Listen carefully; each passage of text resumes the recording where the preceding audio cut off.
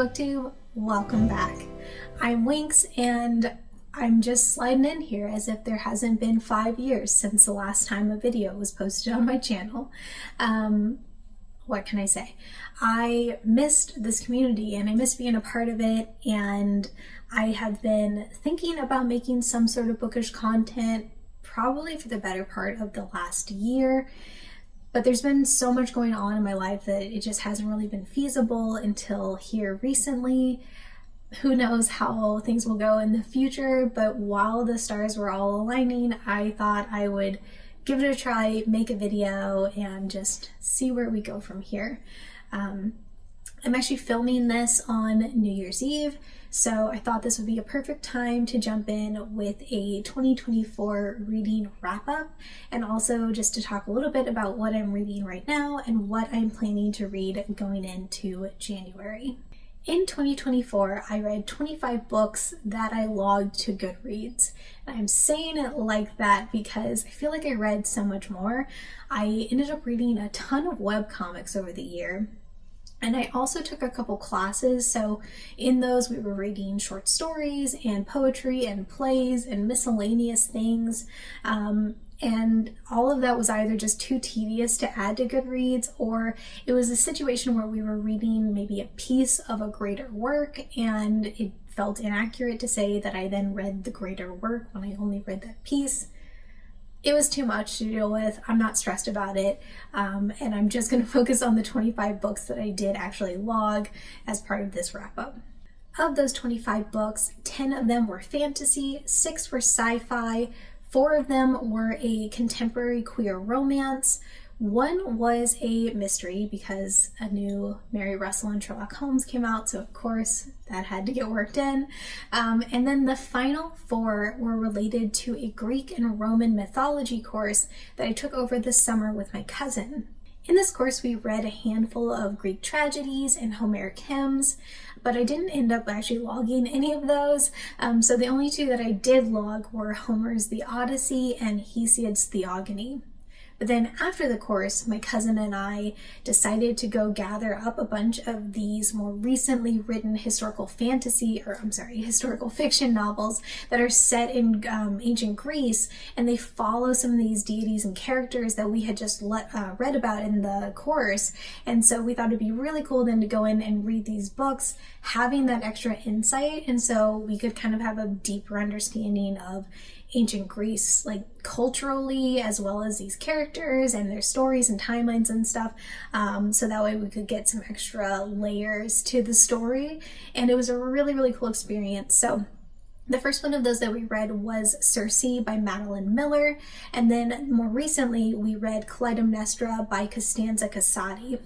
I'm going to continue this tangent for just a minute longer because I want to talk about what we did for Clytemnestra.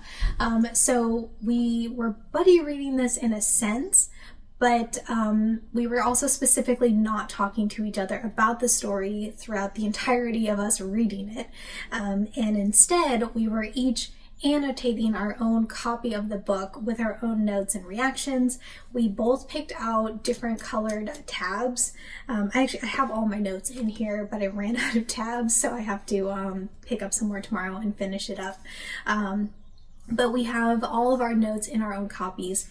And what we're going to do this weekend is we're going to get together and have a deep dive, go through the book, go through our thoughts on it, talk about all of our notes and stuff, and then we're going to swap our copies and copy each other's notes, or copy our notes into each other's copy of the book. So at the end, we will have this super cool memento of the book with both sets of our notes in our respective handwritings.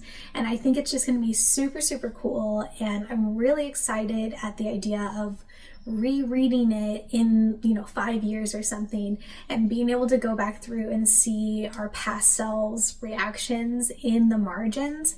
So I've never annotated before. I'm kind of the polar opposite. I've usually never, been corners or right in my books at all. So this has been a pretty big departure from my normal sort of book etiquette, but it's been so fun and I'm really, really glad that we're doing it. So this is honestly probably my reading highlight from 2024. Then shifting gears a bit into what I am reading now and what I'm going to read for the rest of the month. I have not officially started this, but my plan is to first do a reread of Iron Gold by Pierce Brown, which is the 4th book in his Red Rising series. I love Red Rising of what I've read so far. The first 3 books are kind of a self-contained trilogy where there's a little bit of finality and closure to the story, even though it does continue on with the same characters and the same, general mission in book 4. There's currently 6 books out in the series altogether, and I have all 6, but I just have never got around to reading the final 2. And I don't know, actually, I say final, I don't know that the 6th book is meant to be the final installment or not, but it came out in 2023, so it's the most recent that has come out.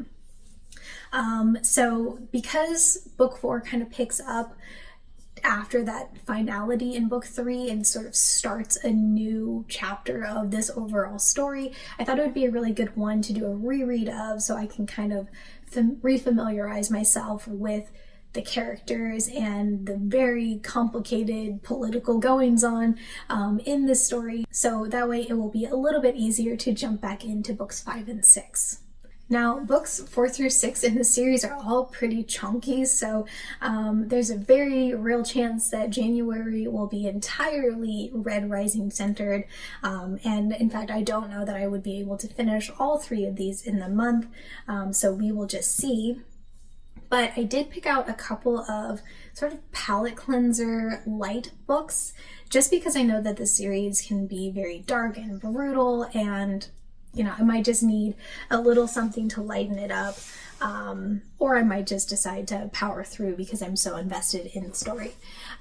If I should need the palette cleanser, I have 2 contemporary queer romances. They're both by Ashley Herring Blake, who I just discovered a couple months ago. She wrote a romance novel called Make the Season Bright, which is essentially a Hallmark Christmas movie turned into a book, but where the primary romance is between 2 gay ladies. And I loved it. It fully lived up to that vibe. It was sappy and cheesy and cute, and just an absolute popcorn read. And so I looked a little bit more into her and saw that she also had this 3-book series. I forget the name of the series, but it is all following a bunch of ladies kind of in the same circle. They grew up together, and the first one was Delilah Green Doesn't Care. I then have Astrid Parker Doesn't Fail, and Iris Kelly Doesn't Date. And sorry, you probably could not see those the way I held them. But yeah, I expect basically the same experience except minus any sort of seasonal connection. And I thought those would be perfect palette cleansers should I need to mix things up a little bit. Yeah, so I guess that is what I'm reading. That's what I read last year, what I'm planning to read in January. Let me know down in the comments what you all have been up to over these last 5 long years. I would love to catch up and hear more. I will hopefully be making some more videos before too long, both bookish. I also wanted to tap a little bit more into some disability awareness videos, but we'll see how everything shakes out. Either way, I hope you all have been doing so well. Happy New Year's to everyone. I hope you are having a wonderful start to 2025, and I will talk to you soon. Bye.